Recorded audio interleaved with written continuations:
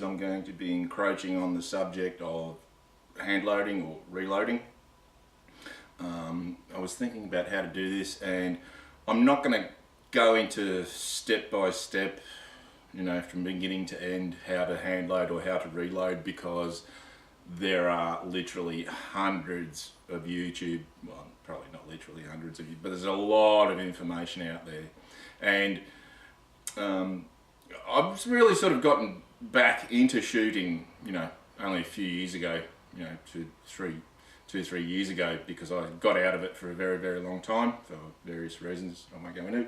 But and back then, so hand loading and yeah, hand loading was seen as a bit of a black art, you know, no inference to race, but it was quite sort of esoteric. Not many people did it. These days, oh, yeah, I think that, you know, at least 50% of people who shoot do some hand loading or reloading. So I would think. I don't know. Yeah, I don't know what the stats are. But I'm not going to go into the step by step, you know, gobbledygook of reloading, because there's no need for it. There's like, when I got back into it, I'd spent a lot of hours and hours researching before I, you know, got into it. But this is more of a sort of a because I'm still a novice, you know, even though I do reload for every rifle that I have, or hand load at least, or reload at least, and hand load for some that I don't even buy commercial ammunition for. But I'm still a novice, so this is more along the lines of observations of a novice, because yeah, I still am a novice. And there's on a lot of videos I've seen, they never sort of mentioned some things, which so I sort of stumbled through. There's one subject that I stumbled through, which was what kind of cleaning device to use, how to clean. I think that, to me, that's really important, having clean brass. Pardon me.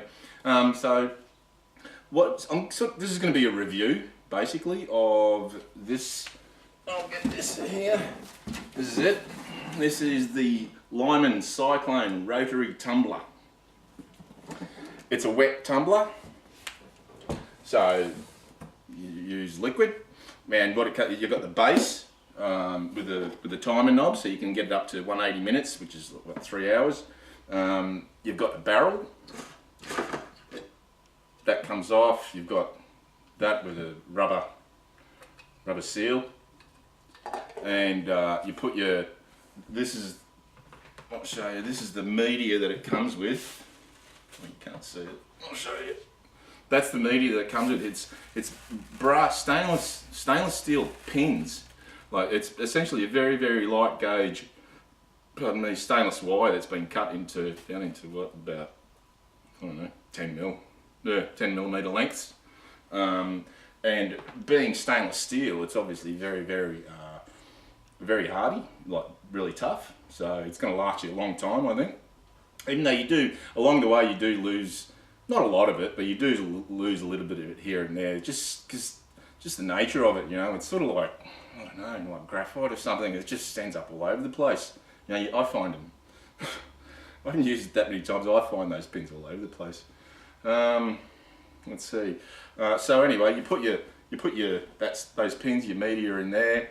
You put your brass in there, and then you put with the kit, or with the unit, you do get a sample packet of cleaning solution. I don't know what's in it, but when I was doing my research, I happened upon one recipe which seems to do a pretty good job. And it's pretty economical, and that is just 50-50 of dishwashing liquid and a citrus-based general purpose cleaner. So I just mix them up half and half. And also, so a cup of that in there, and a spoonful of cream of tartar, which is like used in baking, you know. Now, I happened upon that recipe, similar to that recipe, and that's what I use, and it seems to do a fine job. You know, the brass comes out, yeah, looking very nice. As soon as I've got it out of the tumbler, and I don't know if you can see that or not. As soon as I've got it out of the tumbler and into the rinse, it does sort of start to develop a patina. So, well, I suppose it's corrosion. I don't know, but it's still clean. That's the main thing. It's clean. Now, so I'll run it for the full 3 hours. So when you turn it, you'll see at the start. I would have played it going. So it's loud. It is noisy. So it's not the sort of things you want to have in the kitchen while the wife is trying to have a conversation with your aunt. But it works fantastic. Yeah, I love it. I think it's a great unit. So it comes with, you get obviously the unit, the drum. You get 2 trays. So you've got that tray, which is a very fine mesh, so it catches the pins, and you've got that tray. So as soon as you've finished with that, you pour it out and try and sift the pins through that. This tray here is actually a kitty litter. Yeah, it's a kitty litter tray, so it doesn't come with it. It only cost me $2, but it seems to fit perfectly. So that way you're not having dripping it everywhere and whatnot. It all comes with an instruction manual. There, it has some strange, not strange, but they're very, very obviously covering their behinds. You know, telling you to wear hearing protection. It's not that loud.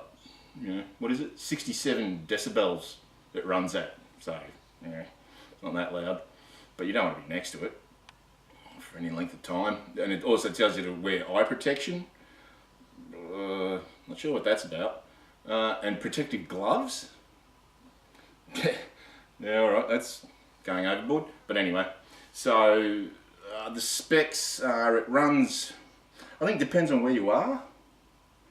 I don't think you couldn't possibly have a dual power supply, but there's obviously a 120 volt version for the United States and Canada and whatnot, and there's a 230 volt version for Australia and whoever runs 230, 240 volts. The 120 volt version runs at 62 RPM, a bit quicker. The one that I've got, the 230 volt version, runs at 52 RPM and does a great job, so that's alright. 10 RPM slower. The maximum weight that you can put in the barrel is 30 pounds, which is 13.6 kilos. That's a lot. You know, I don't think you could fit 30 pounds of medium and brass in that barrel. So yeah. Weight of the unit is 6 kilos. Yeah. Some of the weights they have in metric, and like in this thing, they have in metric, and other things they have in imperial, so a bit strange. The timer, this is one of the things that I like about this unit. That timer is just a mechanical knob, you know. There's no solid state on this thing. Something that I really, really like, and I'll tell you why in a second. Let's see, it operates at 66 decibels, so it's noisy. Comes with the 2 sifter pans. I'm reading off a board again. Let's see, it comes with 5 pounds of stainless pins, which is, it's plenty. It's going to last you a long time. What else? Like before I got onto this, because it's not cheap, what I would consider cheap, you know, it's not going to cost you an arm and a leg, but they are a few hundred. Here in Australia, they're like a few $100. Now, the first cleaning device that I purchased was a dry tumbler. I think it was also a Lyman, and it's just a big vibrating thing.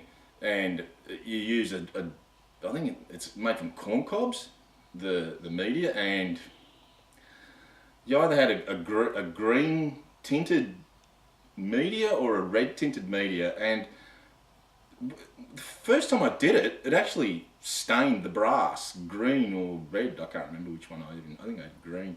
Yeah, it comes out looking green. And so, yeah, I don't know how long that corncob stuff would last. So I wasn't, and it didn't do a very good job. Like the outside of the cases, yeah, they were all clean, but it didn't do a very good job inside at all, or the primer pockets. Sorry, I'm sweating again. It's getting hotter. You know, I'm in the tropics. It gets hot this time of year.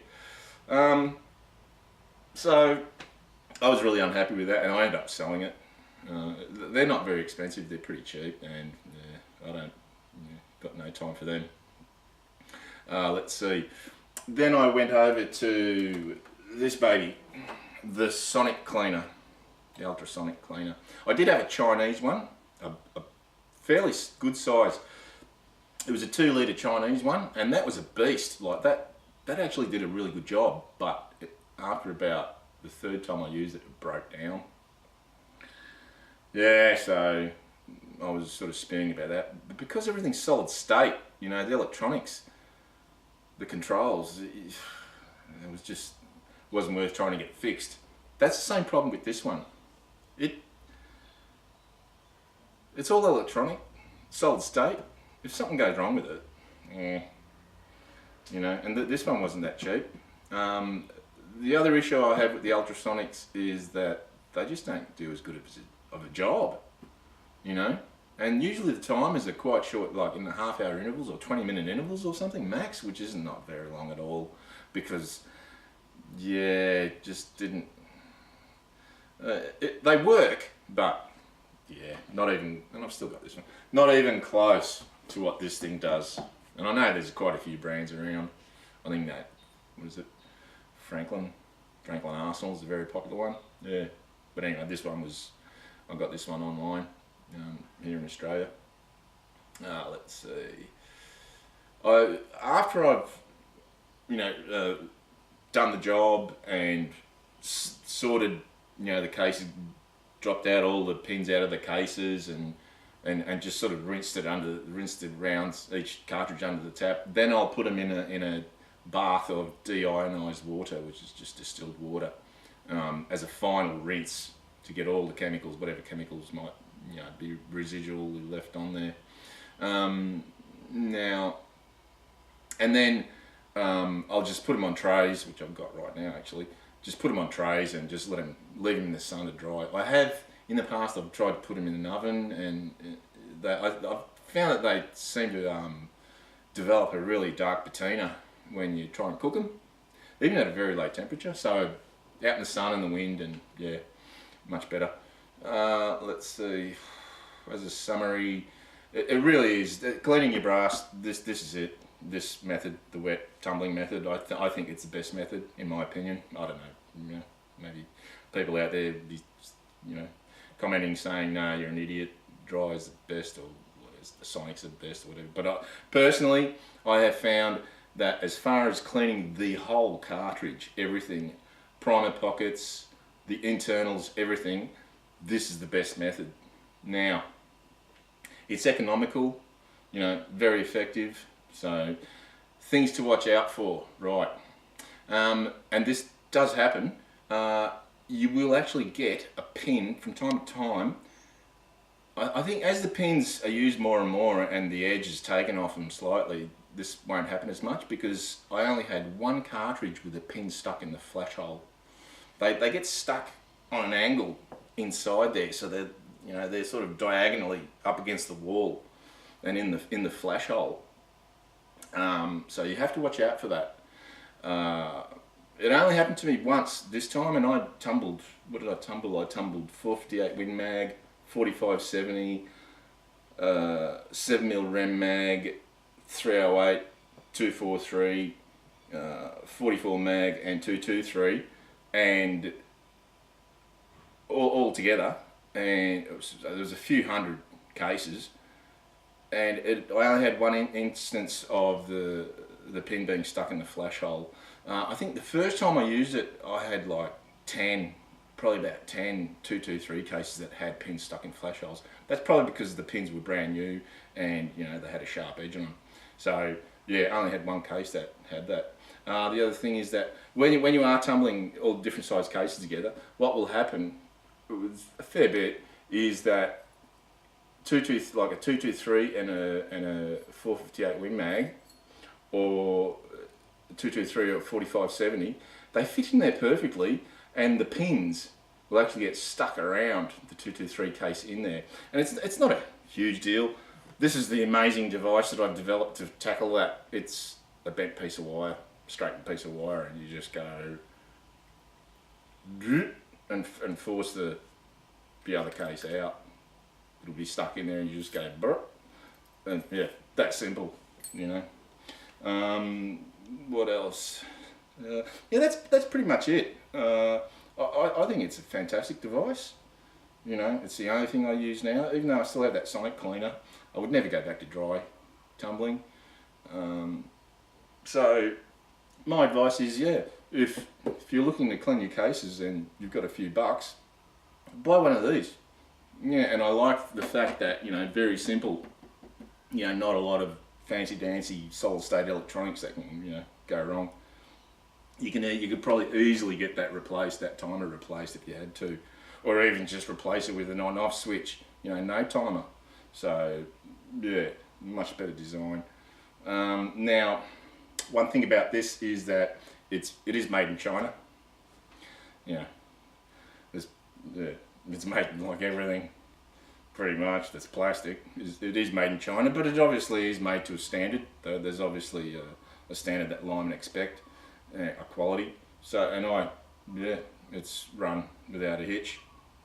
So I highly recommend it. The Lyman Cyclone Rotary Tumbler, get one, and you won't regret it. So that's all there is, and I'll see you later.